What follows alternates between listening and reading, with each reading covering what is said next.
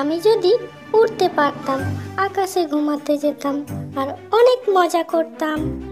যদি আমি এই পাখিদের মতো উড়তে পারতাম, আমিও কত মজার মজার ফল খেতাম।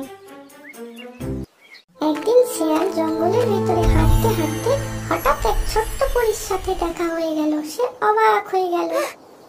পরী বলল, তুমি যদি প্রতিজ্ঞা করো যে কারো ক্ষতি করবে না, আমি তোমাকে ডানা দেব। আমি কারো ক্ষতি করব না, কথা দিলাম। পরী হেসে জাদুর পাখি ঘোরাতেই শিয়ালের পিঠে ঝকঝকে রূপালি ডানা গজালো। শিয়াল প্রথমবার উঠতেই ধপাস করে গিয়ে বাঁশবাগানে পড়ল। সে আকাশে উঠতে গেলেই সমস্যা। দ্বিতীয়বার উঠতে গিয়ে একবারে গরুর পিঠে গিয়ে পড়ল। গরু ভয় পেয়ে দৌড়াতে লাগলো আর শিয়াল ঝুলে আছে গরুর শিঙে।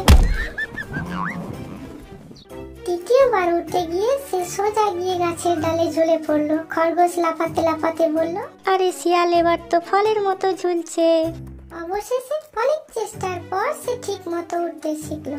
তখন সে বনে সবার সাহায্য করতে লাগলো। খরগোশদের জন্য উঁচু গাছ থেকে ফল পেড়ে দিল, হরিণের জন্য নদীর ওপারে গিয়ে খাবার নিয়ে এলো।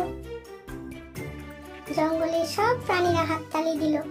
আকাশে উঠতে পারা যতটা কঠিন, পড়তে পারা তার থেকেও সহজ। এমন সব মজার ভিডিও দেখতে আমাদের চ্যানেলটি সাবস্ক্রাইব করে রাখুন।